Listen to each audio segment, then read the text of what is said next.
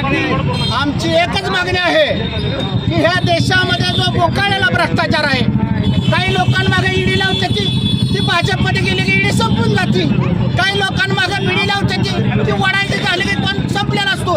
आज शरद पवारचा पुतण्या अजित पवार फुटला चोरी लपवण्यासाठी, इकडं धैर्यशील मोहिते पाटील गेल्या वेळेला इकडं आणि आज तिकडं। आमचं एकच म्हणणं आहे या देशात राजकारण स्वार्थ म्हणजे स्वतःच्या स्वार्थासाठी राजकारण करायला लागलेले आहेत। आमचं एक म्हणणं आहे की मराठा आरक्षण आम्हाला मिळलं पाहिजे आणि बोकाळल्याला ही जी देशामध्ये बोकाळल्याला अर्थकारण आहे, अर्थकारण संपलं पाहिजे, गोरगरिबांना अर्थकारण मिळालं पाहिजे। ह्या राज्यातल्या सरकारला किंवा देशातल्या सरकारला आमची एकच विनंती होती आणि आजही राहील की आता ही देवाला भेटायची का नाही ती भेट, ही कुणाला सामान्य माणसाला भेटायची का भेट नाही ती, हे फक्त आता शेवटचा टोक आहे यमदेवाचा आणि ही यमालाच भेटली म्हणून आम्ही यमाच्या गेटमध्ये इथं आलोय। रणजित सिंह नाईक निंबाळकर आहेत, धैर्यशील मोहिते पाटील आहेत, कशा पद्धतीने त्यांना ह्या बाबतीत उत्तर देतात?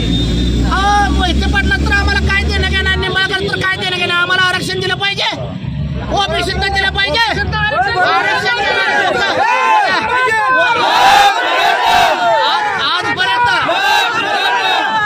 आजपर्यंत मोहिते पाटलाचा चुलता विजयसिंह होता की सत्तेत, त्याच्यानंतर हे हिंदूराव निंबाळकर होता की सत्तेत। मग समाजात काम करणारी पोरं आहेत का नाही काय, हायती का नाही ते, मग समाजात काम करणाऱ्या पोराला कुठंतरी उभाच राहिलं पाहिजे। पण आमचं म्हणणं काय, समाजात बी राहू द्या, देशात जर कुणाला भेज असेल हे तरी आम्हाला भेटली म्हणून आम्ही इथं आलोय। आमचं मराठा आरक्षण आणि बोकाळल्याला भ्रष्टाचार या दोनच विषयावरती आम्ही लोकसभेत जाणार आहे, आम्हाला बाकीच काहीच माहित नाही। पुढचे काय मुद्दे असणार आहेत लोकसभेचे तुमच्या?